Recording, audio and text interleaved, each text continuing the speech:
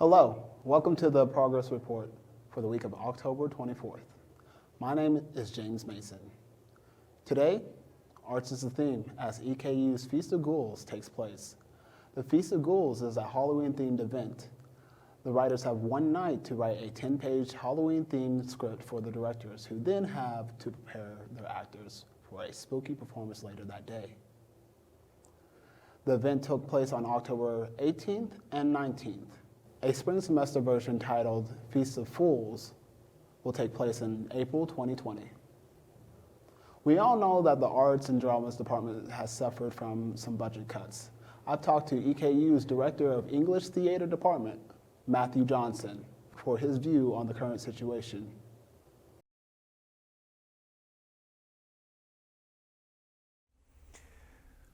That's a loaded question. In Kentucky, the theater has been getting pushed around a little bit the last few years. They keep changing in the lower grades in high school what's required as far as arts go.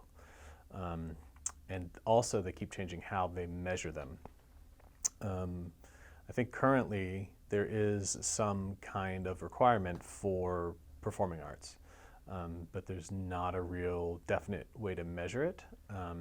And so some schools, if they choose to put their resources towards the theater, have a pretty robust theater, but then some schools can make another choice and have a pretty thin theater and still get the same essential credit for that.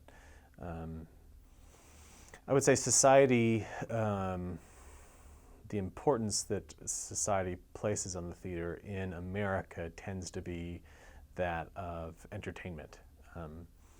Somewhat of as an art form, most of the theater in the country is nonprofit, so it's not, so Broadway is for-profit, that's done to make money, but 90% of the theater in the country is done nonprofit, so it's done by whether for education or community theaters or essentially just for the art. But it's a very expensive art form because there's so many people coming together to make this happen, and it can only happen in the moment that you're in the theater together. It's very expensive.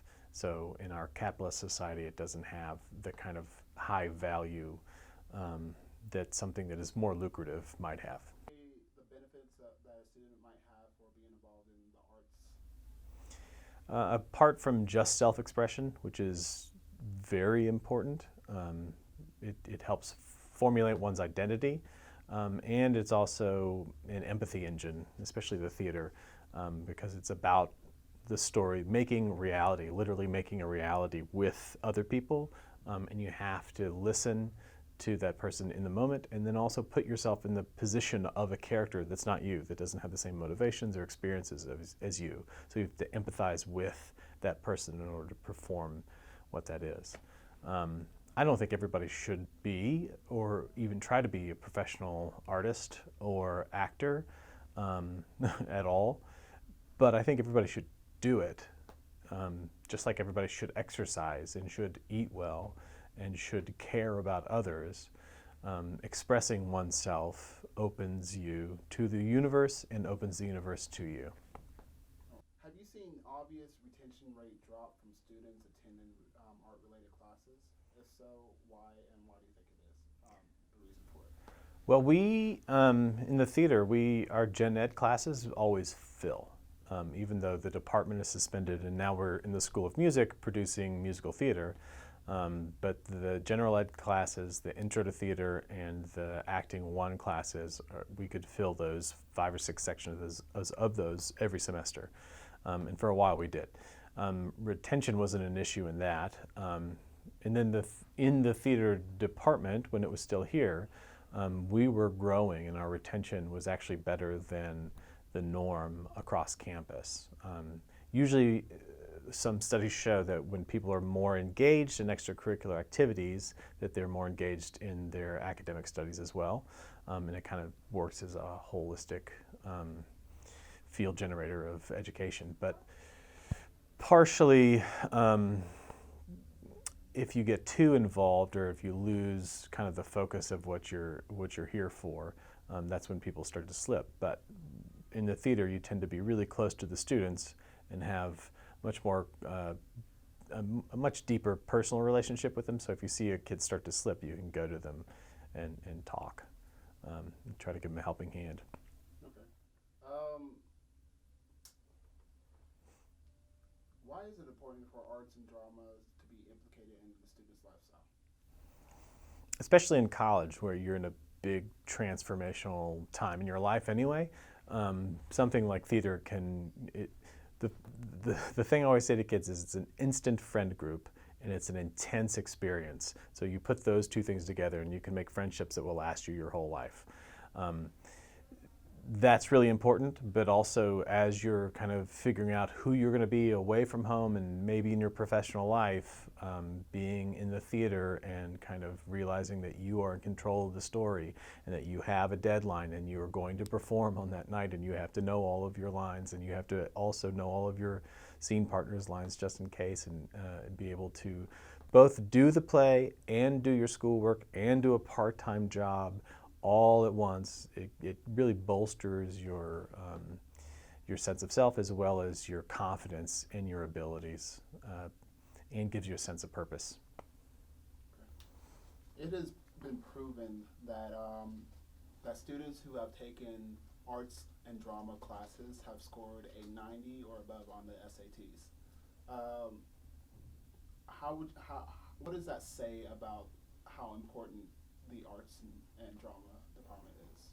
There's a big push for STEM classes, the science and technology, engineering and mathematics, and then there was another big push from the art sector to put an A in there and make it STEAM, because the arts, you can know a bunch of things, but unless you know what to do with that data or with that knowledge, it's useless essentially. The arts are how people use what they know to kind of remake the world. Interpretation. Yeah. So it makes total sense that kids that are involved in the arts at a high level, that their scores are up. It should, because those are people that are engaged in what they're learning and what they're doing. Yeah. Why do you think the arts and drama department has been specifically targeted over other departments that might not do that much for society? I think it's an easy target. It seems like if you're focused on STEM, then it seems kind of soft.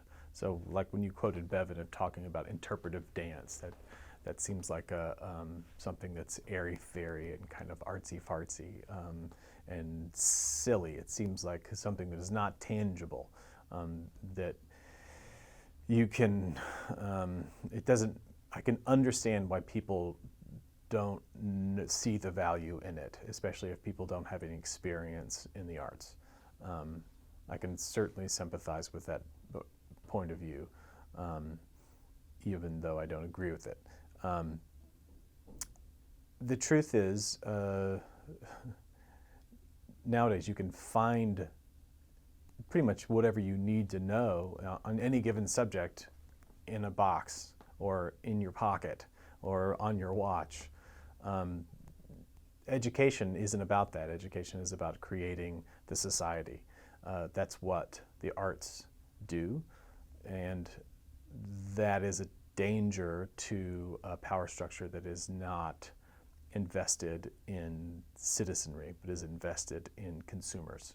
So if you need a market, if you need a bunch of consumers to keep an economy rolling, if that's all you're interested in, the arts really have no place, especially when you commoditize the arts, when everything should be a big blockbuster, when success means money.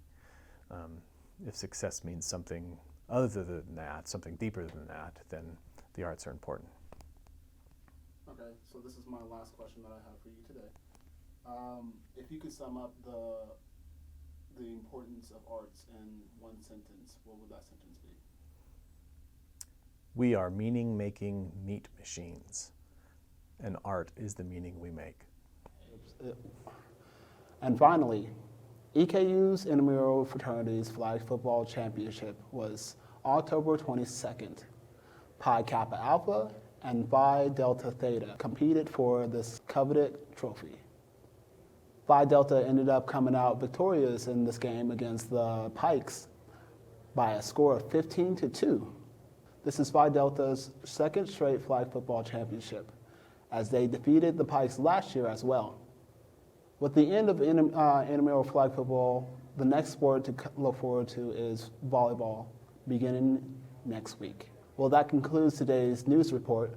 For more information on those and other stories, pick up a copy of the Eastern Progress or go to www.easternprogress.com.